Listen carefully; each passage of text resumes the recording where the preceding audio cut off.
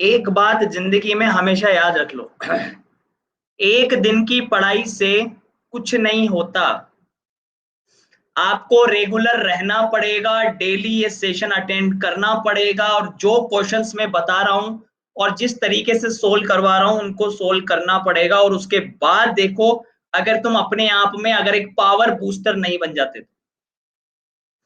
Sir 10 अप्रैल को exam है, तो ऑल दी वेरी बेस्ट। जिस किसी का भी 10 अप्रैल को एग्जाम है या उसके बाद एग्जाम है, अगर आप किसी चीज के सपने देख सकते हैं तो आप उसे हासिल भी कर सकते हैं, ये बात याद रखिएगा। अगर आप किसी चीज के सपने देख सकते हैं तो आप उसे हासिल भी कर सकते हैं।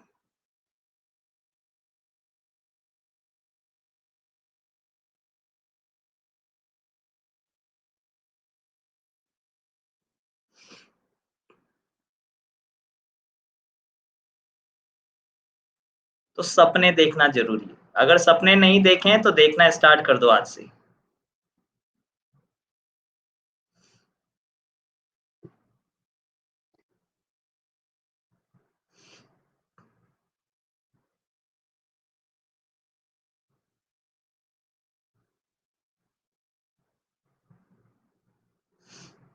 ये है दीपू 10।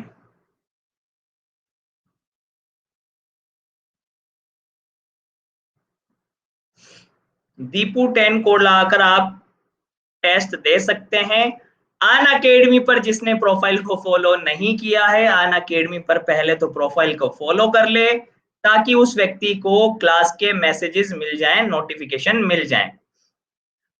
इसके अलावा दीपू 10 कोड लगाकर आप अन अकेडमी का कोई सा भी सब्सक्रिप्शन ले सकते हैं। और ये क्लास एक ऐसी क्लास है जो आपको 100% आपकी स्पीड को बढ़ाएगी, आपकी एक्यूरेसी को बढ़ाएगी। आपको क्वेश्चन आता है, लेकिन अगर आप उस क्वेश्चन को करने में टाइम वेस्ट कर देते हो, तो इसका मतलब ये है कि बाकी ऐसे बहुत सारे क्वेश्चन है जो आपके हैं, लेकिन आपको उसको सोल्व करने का समय नहीं मिला। तो मतलब क्या है भाई ऐसे क्वेश्चंस में उलझने का या टाइम वेस्ट करने का। इसीलिए मैं कहता हूं कि जितना अन अकेडमी जरूरी है, उतनी यूट्यूब की क्लासेस भी जरूरी हैं। और ये मॉक टेस्ट प्रैक्टिस सेट जो चल रहे हैं एसएससी के, नॉन वर्बल रीजनिंग का बैच चल रहा है, लॉजिकल रीजनिंग का बैच चल रहा है। सिलेक्शन कैसे नहीं होगा यार? कैसे नहीं होगा जब हम कोई चीज छोड़ेंगे ही नहीं, एक एक चीज को ढंग से पढ़ेंगे। दीपू 10 कोड लगाकर आपको मिल जाएगा रेफरल। इस रेफरल कोड के लगाने से आपको जब सारी चीजें मिल ही रही हैं, हर एक टीचर का कोर्स मिल रहा है, हर एक टीचर की क्लास मिल रही है, मेरे जबरदस्त बैच, मॉक टेस्ट की सीरीज, सब कुछ मिल रहा है, तो सिलेक्शन कैसे नहीं होगा? विश्व रंजन, विश्व रंजन रात, बिल्कुल मुझे आपका नाम याद है सर। यहाँ लिख रहे हैं सर मैं 1.5 साल से आपसे प्लस पर जुड़ा हुआ हूँ। अब आपकी रीजनिंग कैसी है विश्व रंजन, मैं आपसे जानना चाहता हूँ। और इन बच्चों को भी बताइए कि कैसी हो गई है अब आपकी रीजनिंग। पहले कैसी थी पहले तो ये बताना, और अब कैसी हो गई है आपकी रीजनिंग।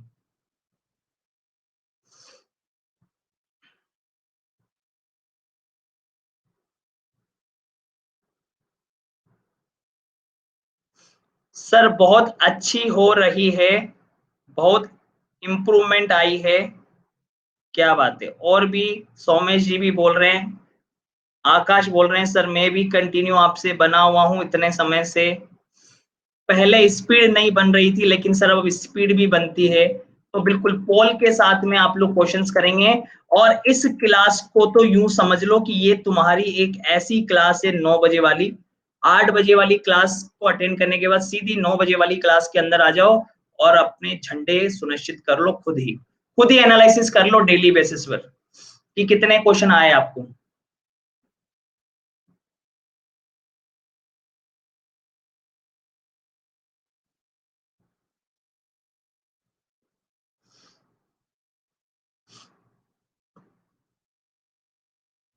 इंद्रजीत बोल रहे हैं कि सर मेरी खुद रीजनिंग इंप्रूव हुई है। अब मैं 70% तो वर्बली ही सोल्व कर लेता हूँ बिना पेन चलाए हुए। क्या बात है, बहुत बढ़िया बेटा, बहुत बढ़िया।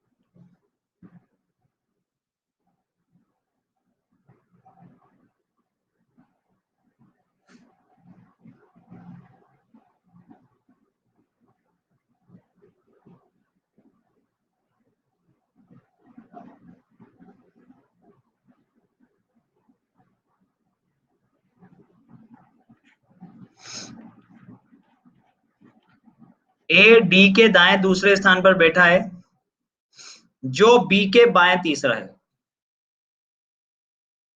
जो बी के बाएं तीसरा है, तो बी के बाएं तीसरा कौन है? डी। डी खुद बी के बाएं तीसरा है। यदि सी डी के साथ नहीं बैठा है, तो ई और एफ के बीच में कौन है? यदि डी यदि सी डी के साथ में नहीं बैठा है, तो ई और एफ के बीच में कौन है? ई चाहे यहां पर हो, एफ यहां पर हो, या एफ यहां पर हो, ई यहां पर हो। तो बताओ भाई, ई और एफ के बीच में कौन है? ई और एफ के बीच में है डी। चलिए, जूते चमड़े के बनते हैं, शर्ट कपड़े का बनता है, गिलास कांच का बनता है, पर क्या डस्टर चौक का बनता है क्या?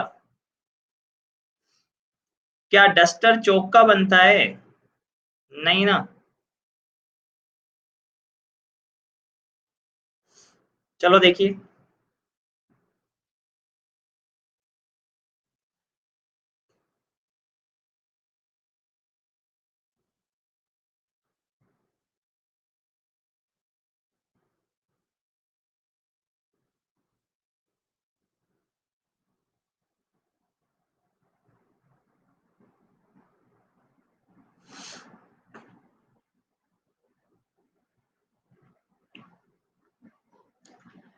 एल के की माँ है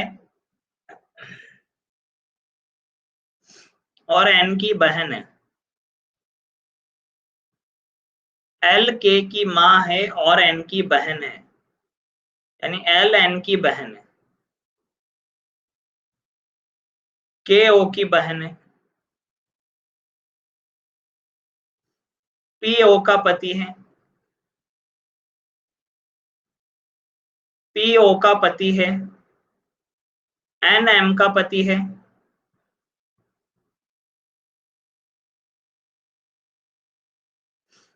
एन एम का पति है।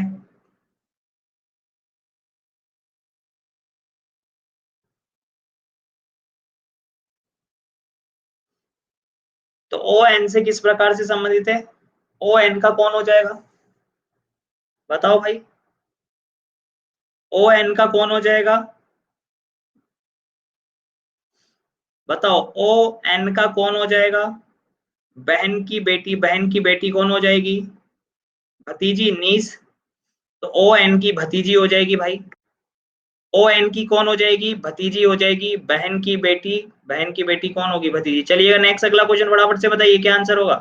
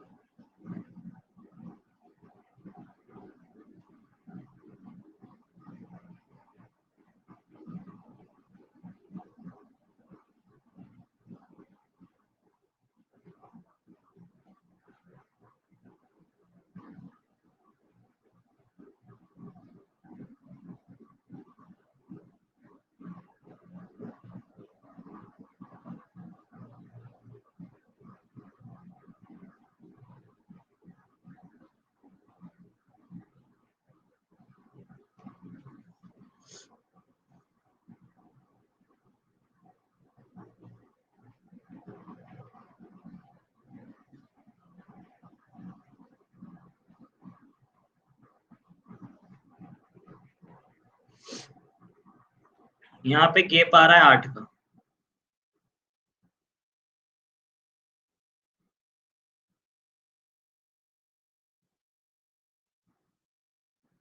यहाँ पे गैप आ रहा है 16 का।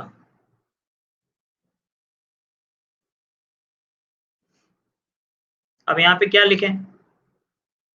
ये गैप कोई समझ में आ रहा है क्या?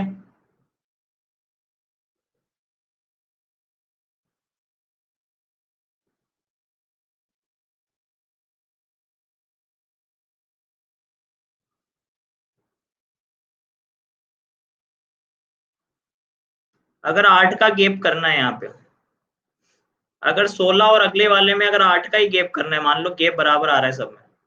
सपोज करो जैसे इस क्वेश्चन को मैंने इधर लिख दिया भाई,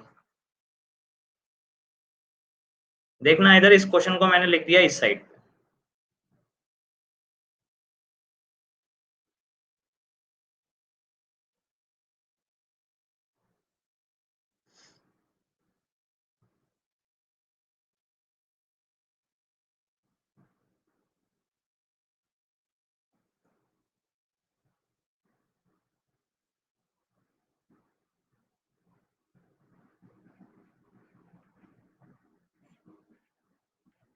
यहाँ पर हो रहा है 8,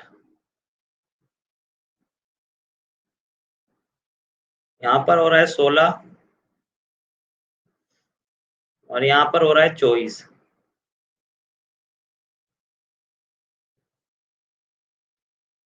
यहाँ पे हो रहा है +8।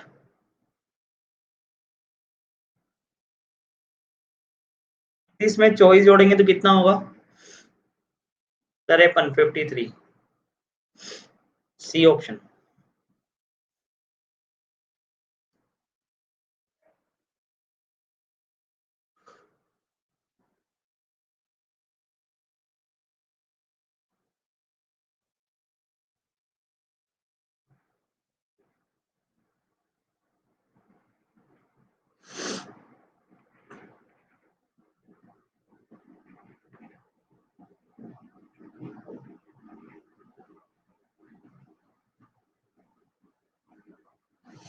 एफ का जी, ए का बी, एम का एन, ओ का पी, यू का वी, एस का डी, सभी के अंदर +1 हो रहा है।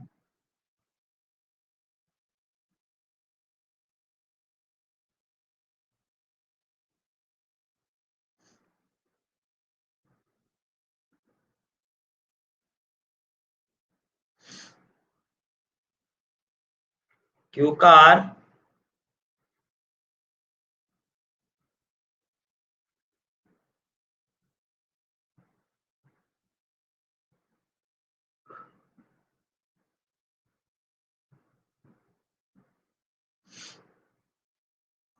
अच्छा ये किसके लिए लिखा हुआ है? उसने ये पूछा है कि ये कोड किसके लिए लिखा हुआ है, सॉरी, उसने ये पूछा है कि ये जो कोड लिखा हुआ है ये किसके लिए लिखा हुआ है। तो भैया ऊपर से आ रहे हैं नीचे तो +1, नीचे से ऊपर जाएंगे तो -1।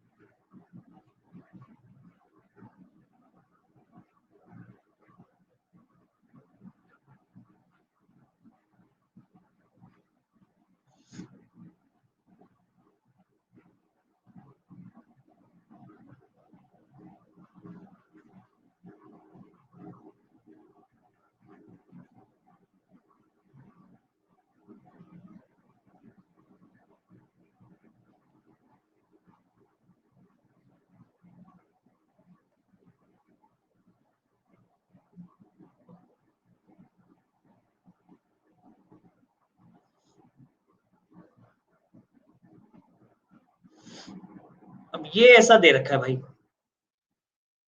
+2 +2 +4 +5 ऐसा दे रखा है।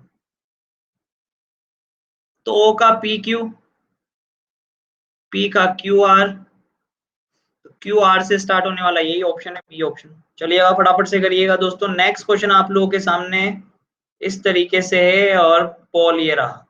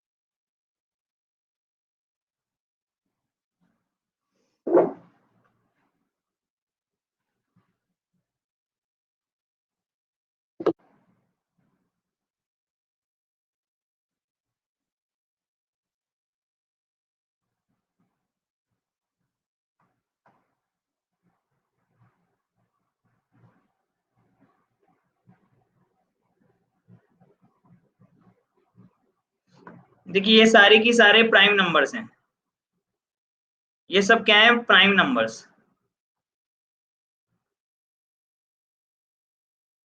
ये हैं प्राइम नंबर्स,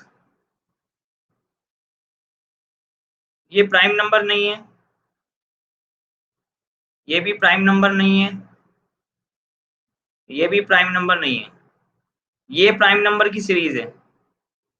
सी ऑप्शन में ये सारे के सारे प्राइम नंबर है, इसमें इनके अलावा और किसी का भी भाग नहीं जाएगा भाई। बहुत ही प्यारा क्वेश्चन था। चलिएगा नेक्स्ट अगला क्वेश्चन। तुषार की ओर इशारा करते हुए सुधा ने कहा। बहुत ही बढ़िया क्वेश्चन है दोस्तों, ढंग से करना आप इस क्वेश्चन को अच्छे से।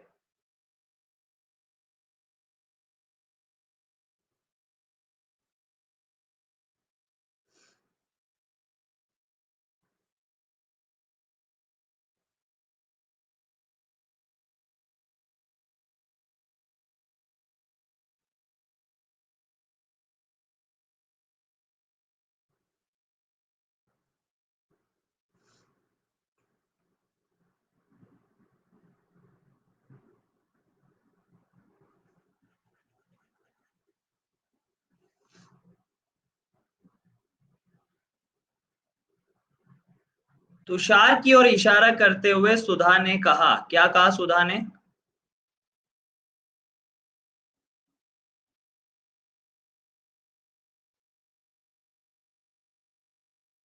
तुषार की ओर इशारा करते हुए सुधा ने कहा,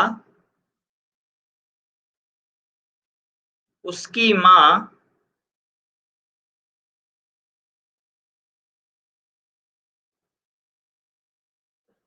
उसकी मां मेरी मां की इकलौती बेटी है। उसकी मां मेरी मां की इकलौती बेटी है, यानी ये व्यक्ति यही हो गया और तुषार यहाँ आ गया। तो सुधा तुषार की मां हो गई। सुधा तुषार की कौन हो जाएगी? मां, मदर।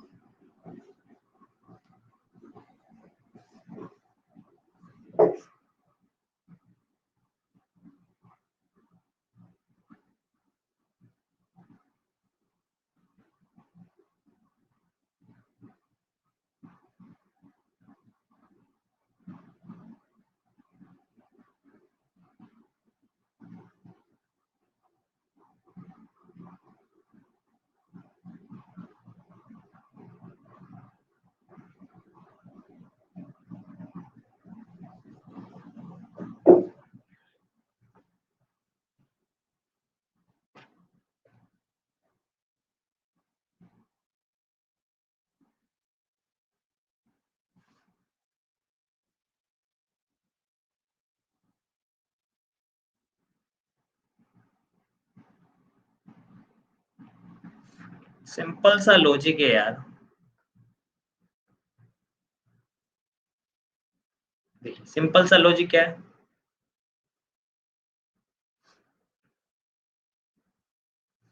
345 में 3 का भाग लगाया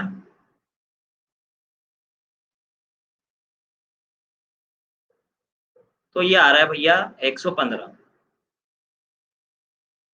तो किसमें 3 का भाग लगाए।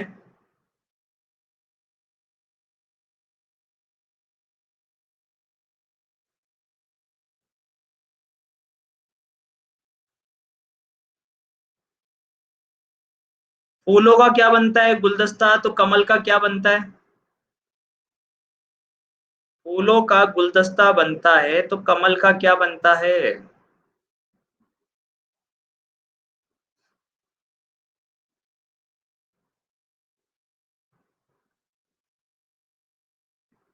सॉरी कैमल, ऊट्स का क्या बनता है। कमल नहीं है, कैमल है, कैमल का बनता है कारवां। चलिए नेक्स्ट।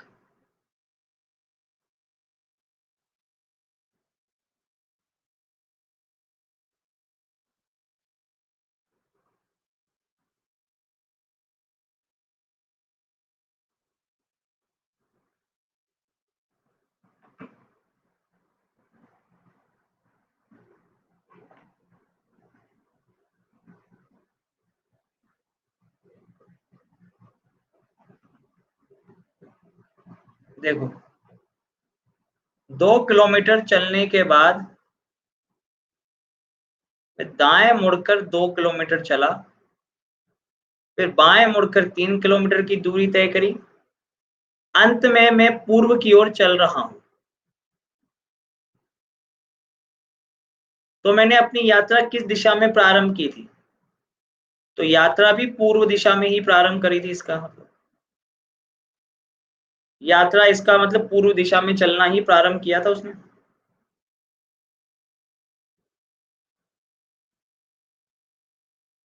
4 लड़कियां एक घेरे में बैठी हैं और केंद्र की ओर सन्मुख हैं।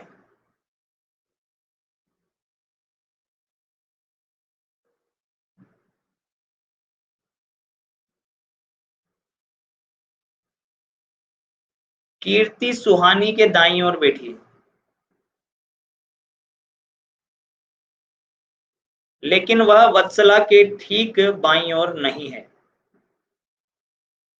कौन। आगे कीर्ति वत्सला के ठीक बाईं ओर नहीं है। अनुष्का कीर्ति और वत्सला के बीच में। तो वत्सला के दाएं कौन हो गई, सुहानी।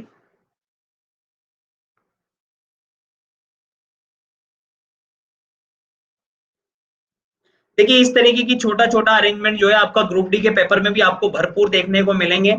और ये भी मान के चलिएगा कि आपको एनटीपीसी का अगर आपके बचा हुआ है 6th फेज और 7th फेज, तो उसमें भी आपको जरूर देखने को मिलेगा। चलिए जल्दी से बताइए इसका क्या आंसर होगा।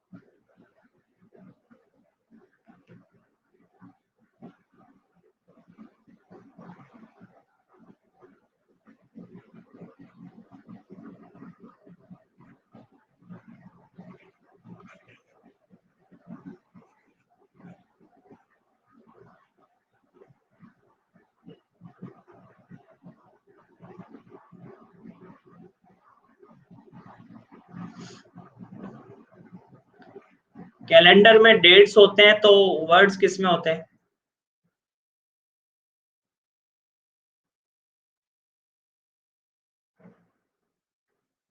कैलेंडर में डेट्स होते हैं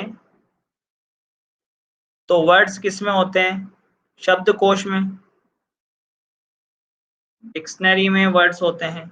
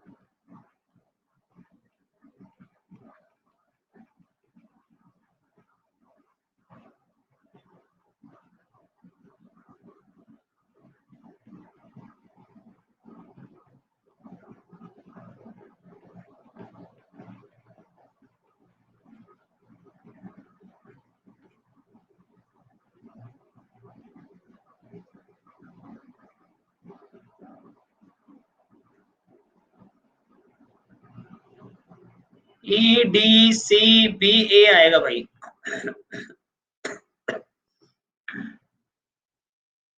-2 -2 -2 तो -2 करेंगे तो बी आएगा। तो ABCD आंसर बनेगा।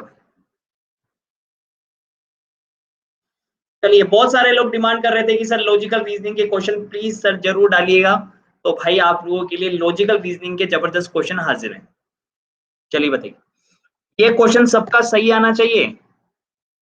मैं इंडिविजुअल नाम लेकर भी पूछ सकता हूँ कि किसने किया है।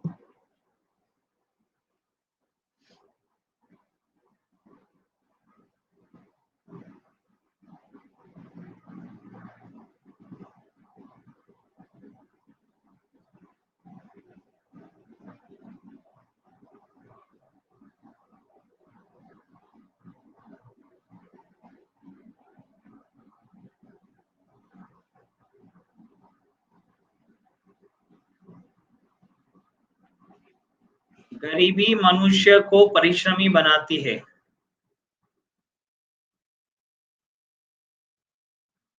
और हार्ड वर्किंग पुअर पीपल जो होता है वो कभी भी पुअर नहीं होता। Hard working people never poor, not poor. ठीक है। गरीबी मनुष्य को परिश्रमी बनाती है, poverty makes man hard working, but hard working people never poor, वो पुअर नहीं होता।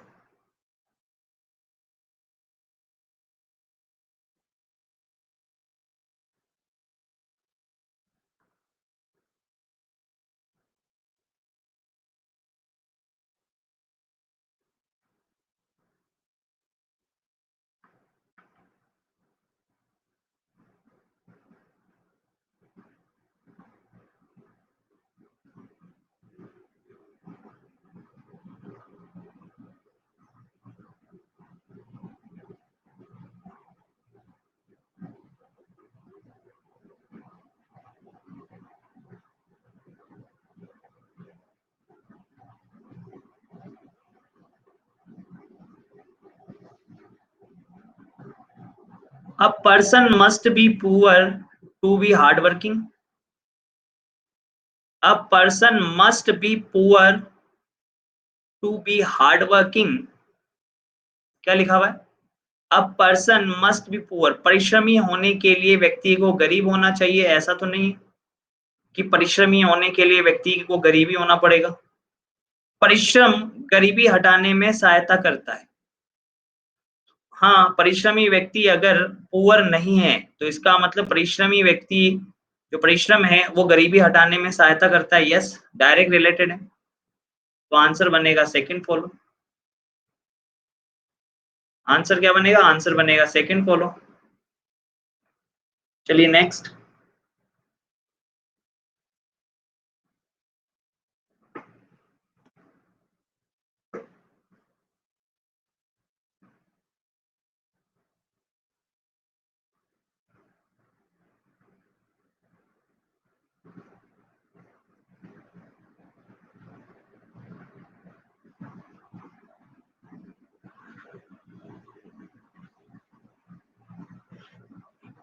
साफ साफ दिखाई दे रहा है।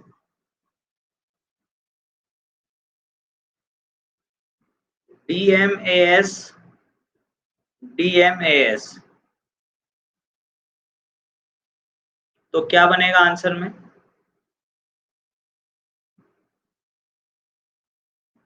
ADADS।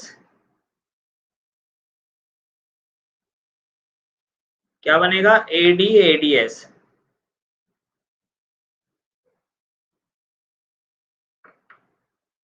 जबलपुर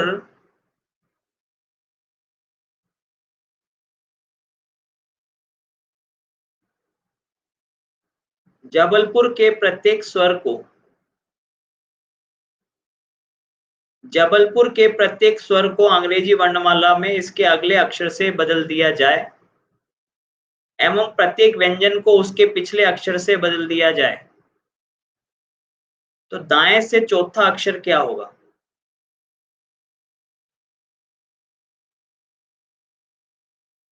जबलपुर के प्रत्येक स्वर को अंग्रेजी वर्णमाला में इसके अगले अक्षर से बदल दिया जाए। ए की जगह कर दिया बी, यहां भी कर दिया बी, यहां कर दिया यू का वी, और व्यंजन को उसके पिछले अक्षर से,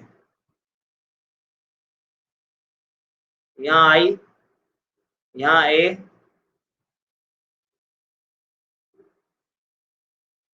यहाँ पे एल है ना, तो के, यहाँ ओ, यहाँ क्यू। तो दाएं से चौथा अक्षर क्या होगा?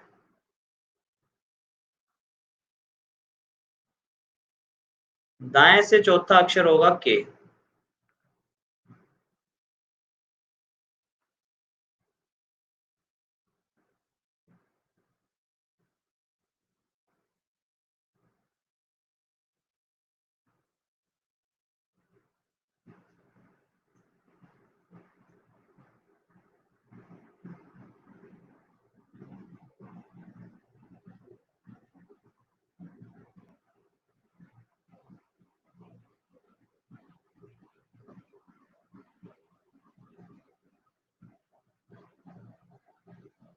नियरेस्ट क्यूब या नियरेस्ट स्क्वायर ज्ञात करो।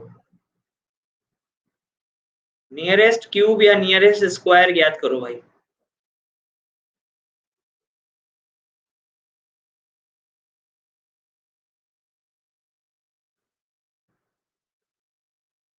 दो का क्यूब माइनस एक, चार का क्यूब प्लस एक, छह का क्यूब माइनस एक, आठ का क्यूब प्लस एक,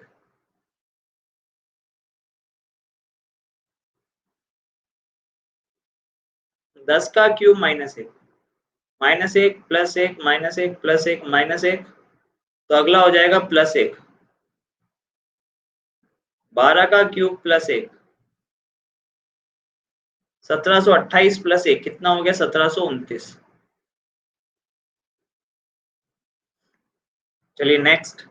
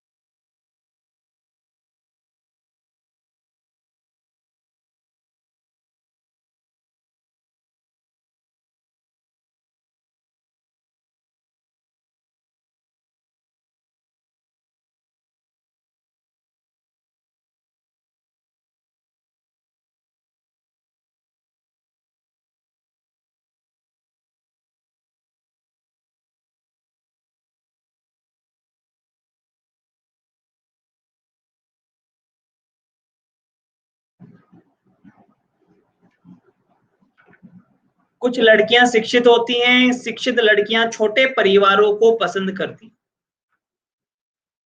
कुछ लड़कियां शिक्षित होती हैं और शिक्षित लड़कियां छोटे परिवारों को पसंद करती। तो सभी छोटे परिवार शिक्षित होते हैं। कुछ लड़कियां छोटे परिवारों को पसंद करती हैं, सही है, सेकंड वाला सही है। अरे कुछ लड़कियां छोटे परिवारों को पसंद कर, शिक्षित लड़कियां तो लड़कियां तो है ना, तो ये बोल रहा है कि कुछ लड़कियां छोटे परिवारों को पसंद करती है, तो सही है सेकंड वाला।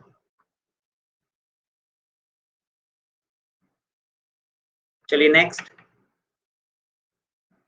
यदि तीन व्यक्ति इस तरह खड़े हों कि एम एन के दक्षिण में है, किधर है? एम एन के दक्षिण में और ओ एन के पूर्व में है, तो ओ के संदर्भ में एम किस दिशा में है? ये साउथ, ये वेस्ट, ये है साउथ वेस्ट।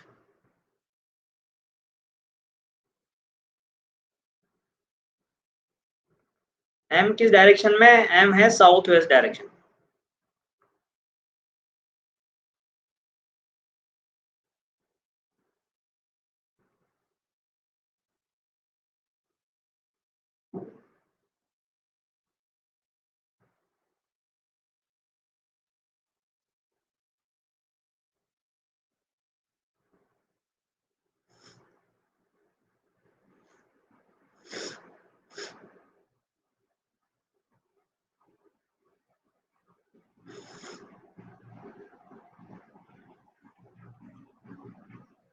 Thirty seven. चलिएगा नेक्स्ट।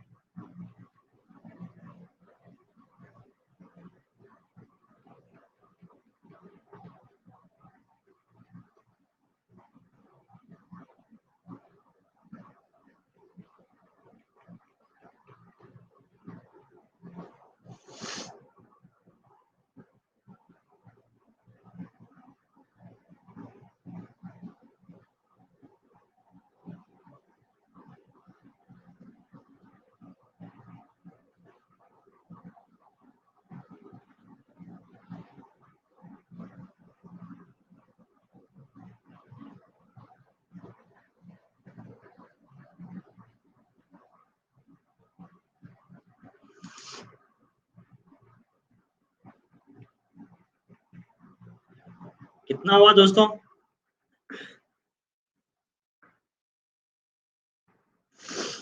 एक 24। चलिए, एक घड़ी इस तरीके से घुमाई जाती है कि 6 को 12 से और 3 को 9 से बदल दिया जाए, तो 1:45 पर कौन सी सुई होगी?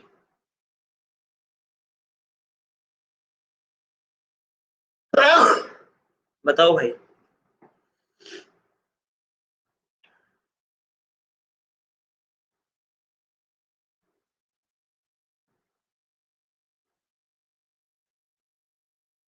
पहले तो ये बनाओ, आप 1:45 बनाओ।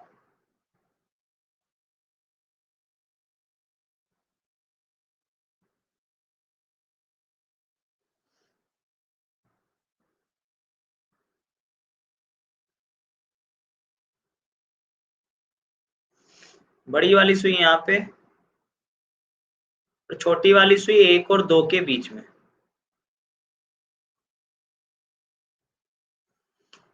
सही है। तो 9 के अपोजिट तो क्या आ जाएगा? 3। 9 के अपोजिट तो आ गया 3। और 1 और 2 के अपोजिट क्या आएगा? 2। 1 के अपोजिट 7, 2 के अपोजिट 8। तो यहाँ आ गया भैया, यानी 7:45। सही है। घंटे और मिनट की सुई 1:45 पर किस दिशा में होगी?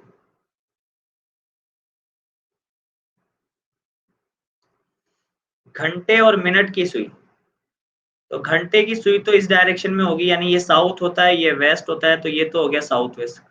घंटे की सुई होगी साउथ वेस्ट में और ये होगी ईस्ट में। तो south west and east, D option answer हो। घंटे की सुई साउथ वेस्ट में और ये होगी ईस्ट में। चलिए नेक्स्ट क्वेश्चन करिए फटाफट से।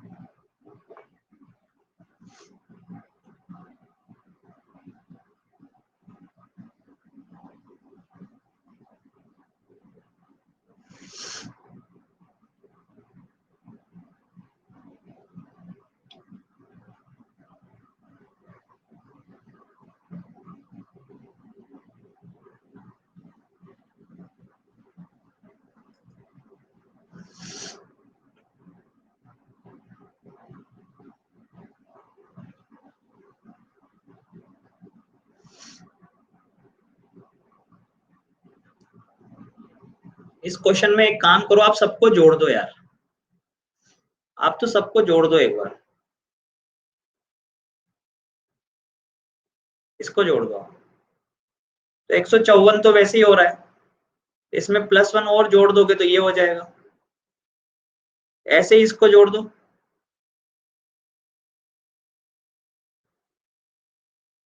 145 वैसे ही हो रहा है, उसमें एक जोड़ दो तो ये हो रहा है 146।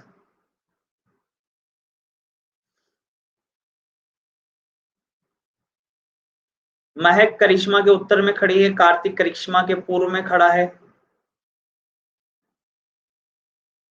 कार्तिक करिश्मा के पूर्व में खड़ा है, तो कार्तिक महक के संबंध में किस दिशा में है? महक के दक्षिण पूर्व में है।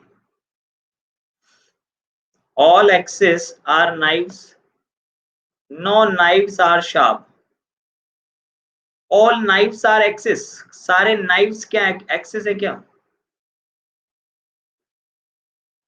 क्या सारे नाइव्स एक्सिस है क्या? Wrong. Some axes are sharp, ये भी रॉन्ग, बहुत रॉन्ग। तो चलिए जल्दी से नेक्स्ट क्लास के अंदर आ जाइए फटाफट से। शानदार, आप लोगों ने मेरे साथ में एक मॉक टेस्ट लगाया 30 क्वेश्चन का, एक मॉक टेस्ट हम लोग और लगाएंगे, बढ़िया मजा आ रहा था, और बिल्कुल इसी रूटीन को तोड़ेंगे नहीं ताकि नेक्स्ट मॉक सेट और भी अच्छा हो। चलिए जल्दी से आ जाइए फटाफट से, दीपक तीर्थयानी के नाम से प्रोफाइल को फॉलो कर लेंगे भाई, और अनअकैडमी पर आप लोग दीपू 10 कोड लगाकर बैच को ज्वाइन कर लेंगे, नया बैच चालू हो गया है।